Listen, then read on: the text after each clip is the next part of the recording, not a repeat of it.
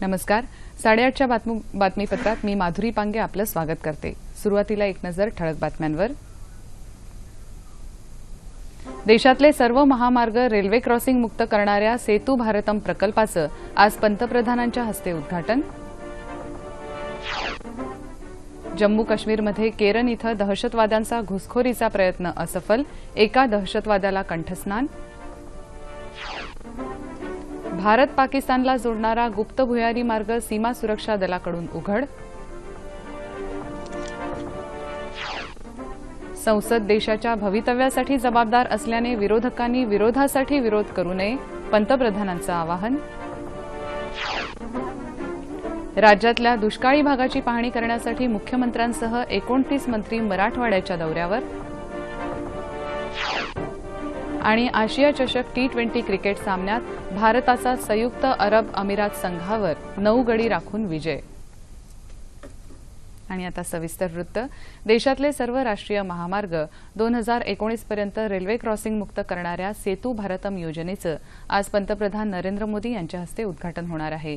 या अंतर्गत 208 ठिकाणी रेल्वे मार्गावरून जाणाऱ्या उड्डाणपूल किंवा भुयारी मार्गाची निर्मिती केली जाणार असून त्यासाठी 10,200 कोटी रुपयांचा खर्च अपेक्षित आहे. देशातले जवळपास 1,500 पूल 50 ते 60 वर्ष जुने असून त्या जागी जास्त वाहतूक क्षमतेचे पूल बांधण्यासाठी रस्ते वाहतूक आणि महामार्ग मंत्रालयानं एक प्रस्ताव तयार केलाय. नवीन पुलांच्या बांधणीसाठी 30,000 कोटी रुपये लागतील असा मंत्रालयाचा अंदाज आहे. जम्मू काश्मीरमधल्या कुपवाडा जिल्ह्यात सीमारेषेजवळ घुसखोरी करण्याच्या प्रयत्नात असलेल्या एका दहशतवाद्याला सुरक्षा दलाच्या जवानांनी काल कंठस्नान घातलं आणि घुसखोरीचा प्रयत्न हाणून पाडला. या चकमकीत 2 जवान जखमी झाले असून त्यांना उपचारासाठी रुग्णालयात हलवण्यात आल्याचं लष्कराच्या प्रवक्त्यानं सांगितलं. कुपवाडालगतच्या सीमारेषेवर घुसखोरी रोखण्यासाठी भारतीय सैन्याची मोहीम सातत्यानं सुरू असून काल मध्यरात्रीपर्यंत दोन्ही बाजूंकडून गोळीबार सुरू होता. घटनास्थळी एक रायफल मिळाल्याचं सूत्रांनी सांगितलं. सीमा सुरक्षा दलानं जम्मू काश्मीरमधल्या RS-पुरा सेक्टर इथं भारत पाकिस्तान आंतरराष्ट्रीय सीमेलगत बांधण्यात आलेल्या एका छुप्या भुयाराचा शोध लावलाय. जमिनीच्या खाली 10 फूट खोलीचा आणि 30 मीटर लांबीचा हा गुप्त भुयारी मार्ग पाकिस्तानकडून भारताच्या दिशेनं येणारा असून तो जाणीवपूर्वक बांधला असल्याचं सीमा सुरक्षा दलाच्या सूत्रांचं म्हणणं आहे. दलाचे जवान नियमित गस्तीवर असताना त्यांना हा मार्ग सापडला. भारतात घुसखोरी करण्याच्या हेतूनच तो बांधला असावा असा दलाचा अंदाज आहे. मात्र पाकिस्तानच्या दिशेनं तो किती खोलवर आणि कुठवर बांधलाय त्याचा अंदाज लावता येणं शक्य नसल्याचं सूत्रांनी सांगितलं. या भुयारी मार्गाचं बांधकाम अगदी अलीकडचं दिसत असून त्याचा छडा वेळेत लागल्याचंही सूत्रांनी सांगितलं. विरोधकांनी केवळ विरोधासाठी विरोध करू नये असं आवाहन करत देशाच्या उज्ज्वल भवितव्यासाठी आपण खांद्याला खांदा लावून वाटचाल करूया असं आवाहन पंतप्रधान नरेंद्र मोदी यांनी केलंय. संसद देशाच्या भवितव्यासाठी जबाबदार असून चर्चेदरम्यान संसदेचं पावित्र्य सर्वांनी राखायला हवं असं मत त्यांनी लोकसभेत मांडलं. पंतप्रधान काल लोकसभेत राष्ट्रपतींच्या अभिभाषणावरील चर्चेला उत्तर देत होते. संसदेत दर्जात्मक चर्चा होण्याची गरज असून सामूहिक चिंतनही आवश्यक असल्याचं पंतप्रधानांनी स्पष्ट केलं. केंद्र सरकारतर्फे काल संसदेत सुधारित आधार विधेयक सादर करण्यात आलं. आधार कार्डला घटनात्मक दर्जा देण्यासंबंधीचं विधेयक वित्तमंत्री अरुण जेटली यांनी काल लोकसभेत मांडलं. विविध सरकारी योजनांच्या लाभार्थ्यांना लाभ आणि सेवांचं थेट हस्तांतरण करण्यासाठी आधार क्रमांकाचा वापर करण्याच्या प्रस्तावाचा या विधेयकात समावेश आहे. दुष्काळी भागातल्या समस्या सोडवण्यासाठी शासन तत्पर असून नागरिकांनी न घाबरता या नैसर्गिक आपत्तीला तोंड देण्यासाठी सज्ज राहावं असं आवाहन उद्योगमंत्री सुभाष देसाई यांनी केलंय. उस्मानाबाद जिल्ह्यातल्या परांडा इथल्या पंचायत समिती सभागृहात दुष्काळ पाहणी दौऱ्यादरम्यान आयोजित बैठकीत ते काल बोलत होते. टंचाईचा मुकाबला करण्यासाठी शासन आणि प्रशासनातले घटक एकत्र येऊन सर्वांना दिलासा देऊ असंही त्यांनी सांगितलं. सुभाष देसाई यांनी काल परांडा तालुक्यातल्या जनावरांच्या चारा छावण्यांची पाहणी केली. पर्यावरण मंत्री रामदास कदम आणि पालकमंत्री दीपक सावंत यांनी भूम तर सार्वजनिक बांधकाम राज्यमंत्री प्रवीण पोटे पाटील यांनी उमरगा तालुक्यातल्या दुष्काळी परिस्थितीची पाहणी केली.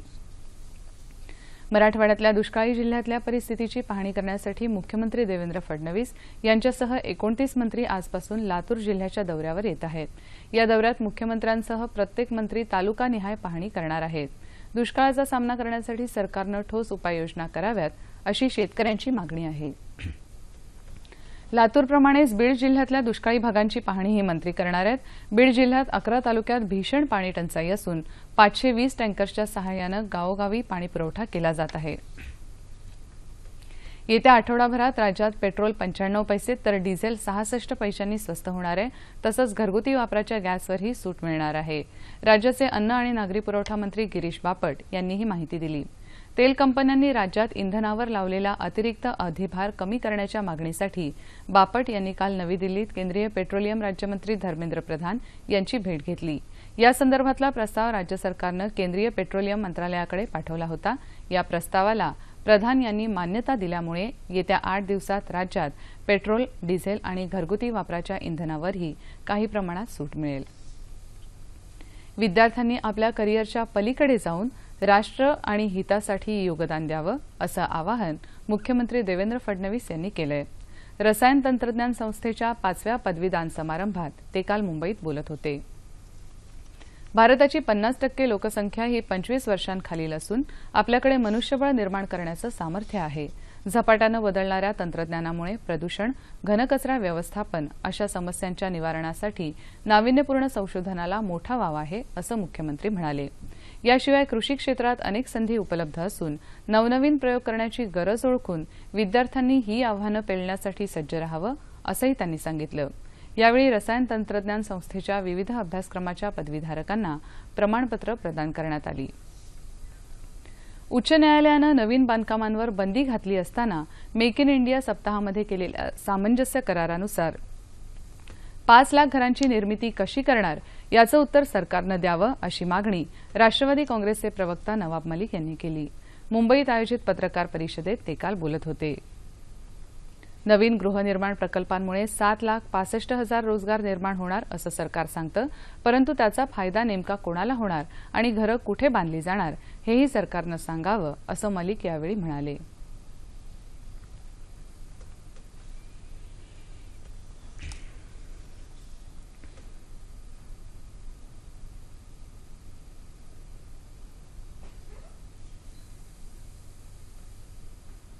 सोन्यावरच्या उत्पादन शुल्कात घट करावी तसंच सोन्याचे दागिने खरेदी करताना पॅन कार्डची सक्ती मागे घ्यावी या मागण्यांसाठी देशभरात सराफा बाजारांनी बेमुदत बंद पुकारला आहे.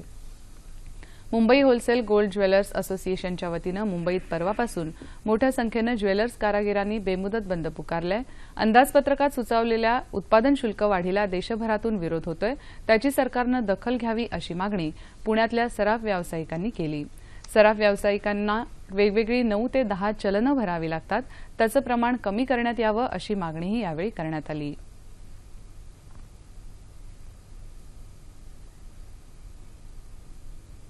आमचं म्हणणं आहे की तुम्ही जे डायरेक्ट इम्पोर्ट होत आहे त्याच्यावर पाहिजे तेवढी ड्युटी लावा, परंतु आम्हाला सेंट्रल एक्साईजच्या कायद्यामध्ये ओढू नका. देशाच्या युवा पिढीमध्ये देशप्रेमाची भावना रुजवण्याची गरज आहे असं मत राष्ट्रीय स्वयंसेवक संघाचे सरसंघचालक मोहन भागवत यांनी व्यक्त केलंय. ज्येष्ठ सामाजिक कार्यकर्त्या सिंधुताई सपकाळ यांचा नागपूर इथं मोहन भागवत यांच्या हस्ते मातृशक्ती पुरस्कार देऊन काल गौरव करण्यात आला. त्यावेळी ते बोलत होते. सिंधुताईंच्या कार्याचा आवाका फार मोठा असून त्यांच्या विचारांचा वसा युवा वर्गानं घ्यायला हवा असंही भागवत म्हणाले. प्रतिकूल परिस्थितीशी झुंज देऊन त्यावर मात करणाऱ्या यशस्वी महिलांच्या सन्मानाने समाजाला प्रेरणा मिळेल असा विश्वास मुख्यमंत्री देवेंद्र फडणवीस यांनी व्यक्त केला.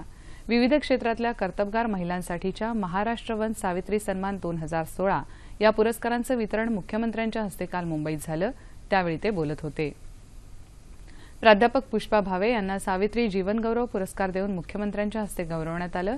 याशिवाय कृषी क्षेत्रातल्या उल्लेखनीय कार्यासाठी मनीषा कुंजीर, साहित्य क्षेत्रासाठी कवयित्री कल्पना दुधाळ तसंच विज्ञान आणि संशोधन क्षेत्रासाठी डॉक्टर अर्चना पै यांना सन्मानित करण्यात आलं.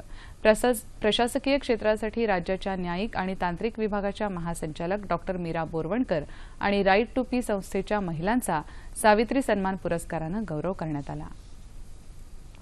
विविध प्राणी आणि पक्ष्यांचा नैसर्गिक अधिवास म्हणजे जंगल. या जंगलांच्या तसंच वन्यजीवांच्या संरक्षण संवर्धनासाठी वन विभागातर्फे विविध योजना राबवल्या जात असल्या तरी सर्वसामान्य जनतेचं योगदानही तितकंच महत्त्वाचं.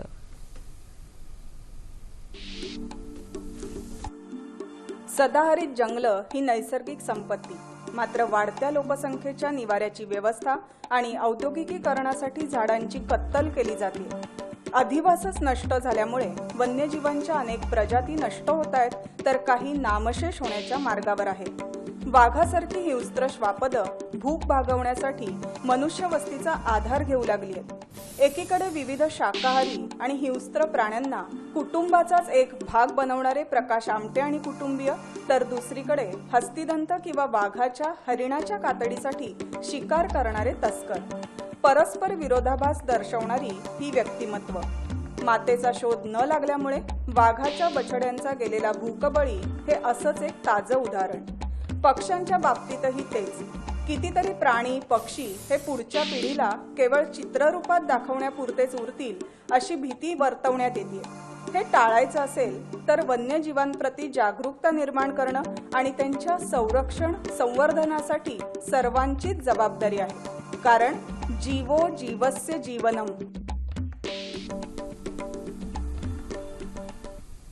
बांगलादेश इथं सुरू असलेल्या आशिया चषक T20 क्रिकेट स्पर्धेच्या अंतिम साखळी सामन्यात भारतानं काल संयुक्त अरब अमिरातीवर 9 गडी राखून दणदणीत विजय मिळवला। ढाक्यामधल्या शेरे-बांगला मैदानावर झालेल्या या सामन्यात नाणेफेक जिंकून प्रथम फलंदाजी करण्याचा निर्णय घेतलेल्या अमिरातीच्या संघाला 20 षटकात 9 गड्यांच्या मोबदल्यात केवळ 81 धावाच करता आल्या। या माफक आव्हानाचा पाठलाग करायला मैदानात उतरलेल्या भारताच्या संघानं अमिरातीच्या गोलंदाजांना डोकंवर काढायची संधीच दिली नाही। युवराज सिंह, शिखर धवन आणि रोहित शर्मा या सलामीवीरांनी भारताला विजय मिळवून दिला। येत्या रविवारी होणाऱ्या अंतिम सामन्यात भारत आणि बांगलादेश आमनेसामने असतील। हवामान। नाशिक जिल्ह्यात काल रात्रीपासून मुसळधार पाऊस सुरू असल्याचं आमच्या बातमीदारानं कळवलंय। पालघर शहरात काल रात्री जोरदार पाऊस पडला। मुंबईलगत वसई विरारसह जिल्ह्यात अनेक ठिकाणी रात्री पाऊस झाला। येत्या 36 तासात उत्तर मध्य महाराष्ट्र, मराठवाड्यात काही ठिकाणी तसंच कोकण आणि विदर्भात तुरळक ठिकाणी मेघगर्जनेसह पाऊस पडेल अशी शक्यता हवामान विभागानं व्यक्त केली आहे। या काळात उत्तर मध्य महाराष्ट्र आणि मराठवाड्यात काही ठिकाणी वादळी वाऱ्यासह गारपीट होऊ शकेल असा अंदाजही वर्तवण्यात आला आहे। ठळक बातम्या पुन्हा एकदा। देशातले सर्व महामार्ग रेल्वे क्रॉसिंग मुक्त करणाऱ्या सेतू भारतम प्रकल्पाचं आज पंतप्रधानांच्या हस्ते उद्घाटन। जम्मू काश्मीरमध्ये केरन इथं दहशतवाद्यांचा घुसखोरीचा प्रयत्न असफल, एका दहशतवाद्याला कंठस्नान। भारत पाकिस्तानला जोडणारा गुप्त भुयारी मार्ग सीमा सुरक्षा दलाकडून उघड।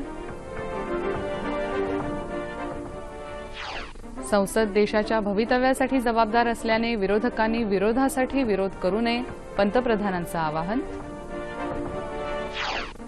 राज्यातल्या दुष्काळी भागाची पाहणी करण्यासाठी मुख्यमंत्र्यांसह 29 मंत्री मराठवाड्याच्या दौऱ्यावर। आणि आशिया चषक T20 क्रिकेट सामन्यात भारताचा संयुक्त अरब अमिरात संघावर 9 गडी राखून विजय। याबरोबरच हे बातमीपत्र संपलं। पुन्हा भेटूया दुपारी 2:30 वाजता सह्याद्री वाहिनीवर। नमस्कार।